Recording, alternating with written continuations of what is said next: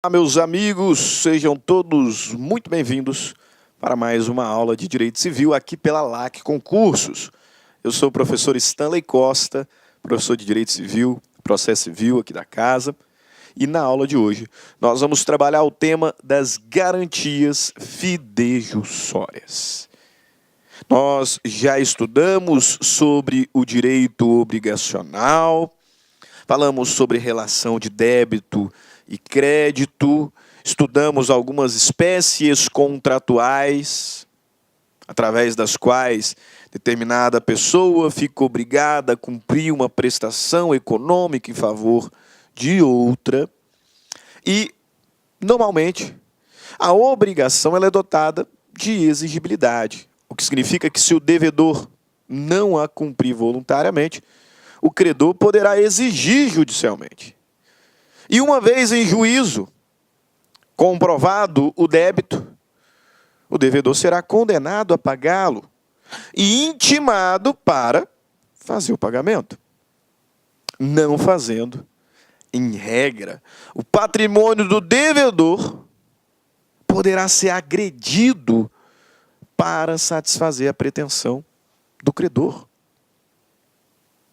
Percebam? Relação obrigacional. O devedor tem que cumprir uma prestação patrimonial em favor do credor. Se ele, devedor, não cumprir essa prestação, poderá ser demandado em juízo. Se não pagar em juízo, poderá ter o seu patrimônio agredido. Por isso afirmamos que a obrigação civil ela é munida de ação, ela é dotada de sanção.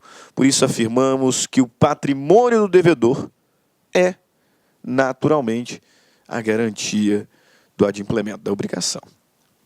Só que em algumas situações, essa garantia geral, que é o próprio patrimônio do devedor, não é suficiente. E o credor quer o mais. E é no contexto desse plus, desse reforço de garantia, que surgem algumas figuras jurídicas. Figuras estas que se dividem basicamente em dois grupos. As garantias fidejussórias, que são aquelas garantias pessoais, fundadas na confiança sobre uma pessoa, que é o garantidor, e as garantias reais. As garantias que envolvem determinado bem, onde nós vamos encontrar a hipoteca, o penhor, a anticrese e a alienação fiduciária. Ok? Hoje nós vamos falar sobre as garantias fidejussórias, também chamadas de garantias pessoais. São garantias prestadas por outras pessoas que não o devedor, garantem que, não pagando o devedor, elas suportarão o débito. Garantias pessoais. Duas são as figuras famosas que envolvem essas tais garantias pessoais, quais sejam fiança e aval. Nós vamos falar sobre a fiança e sobre o aval. E muito importante, sobre a diferença entre eles. Tema recorrentemente cobrado em provas de concursos públicos. Então, sem demora, primeiro sobre a fiança. A fiança é uma modalidade de obrigação de garantia. Obrigação de garantia pessoal.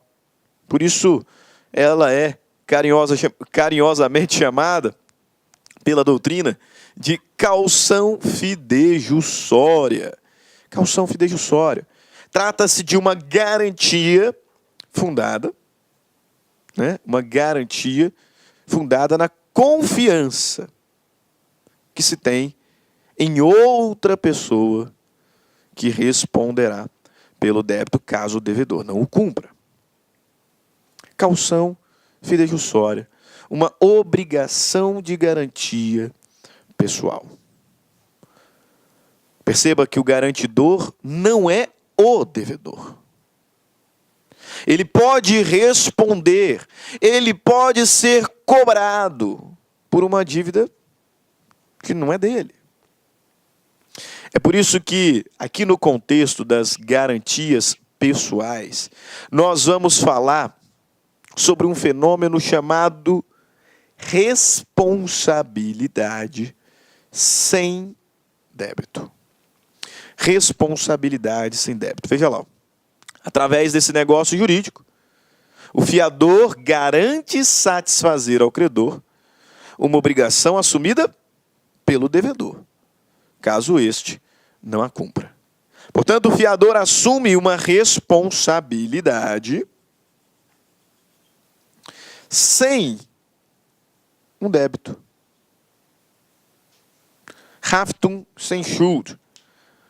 Lá em Direito das Obrigações, nas primeiras aulas de Direito das Obrigações, nós estudamos sobre os elementos obrigacionais e lá aprendemos que 3 são os elementos fundamentais da relação obrigacional. Quais?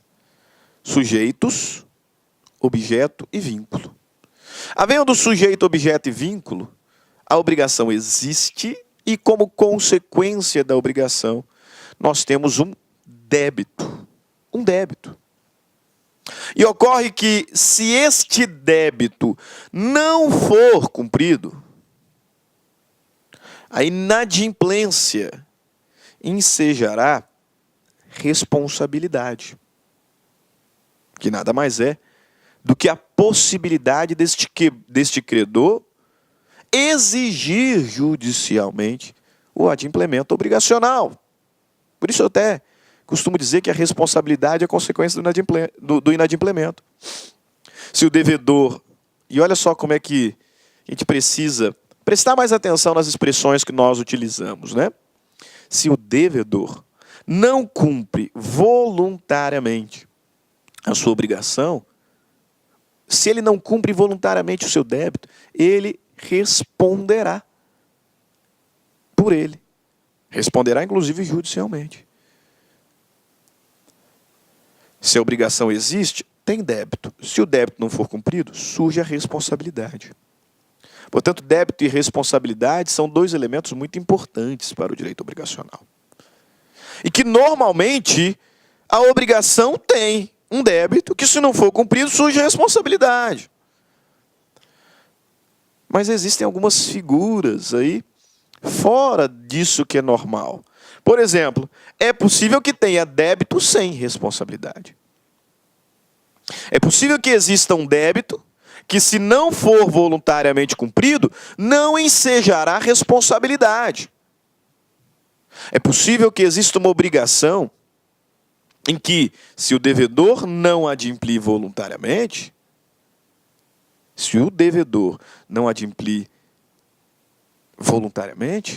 ele não responderá. O credor não poderá cobrar judicialmente. Inclusive, eu já falei sobre isso quando nós estudávamos o contrato de comodato, o contrato de mútuo, melhor dizendo, quando do empréstimo para incapaz. Um empréstimo sabidamente feito para incapaz não pode ser exigido, não pode ser cobrado. Típica obrigação natural. Tem débito, mas não tem responsabilidade. Dívida prescrita. Quando a dívida prescreve, você não deixa de ser devedor. Você continua devedor. Você não pode mais ser cobrado. Dívida de jogo, da mesma forma. Tem débito, não tem responsabilidade. Você deve, mas não pode ser cobrado. Por que eu estou falando disso? Porque aqui acontece o inverso. O fiador não deve, mas pode ser cobrado. Então aqui acontece o fenômeno inverso. Responsabilidade sem débito. Lá na dívida prescrita, lá na dívida de jogo, lá no empréstimo feito para jogo, no empréstimo feito para incapaz, tínhamos um exemplo de obrigação natural, que era a obrigação com débito, sem responsabilidade. Aqui acontece o contrário. Responsabilidade sem débito. O fiador responde por uma dívida que não é dele. Mas eu preciso que vocês compreendam que a fiança fiança não é apenas uma garantia, não, tá? Inclusive, informação muito importante para diferenciar fiança de aval. A fiança não é uma mera garantia. A fiança é um contrato. É um contrato que estabelece uma obrigação de garantia pessoal. A fiança é um contrato. Por isso é que nós estudamos tanto no contexto das garantias quanto no contexto de contratos em espécie.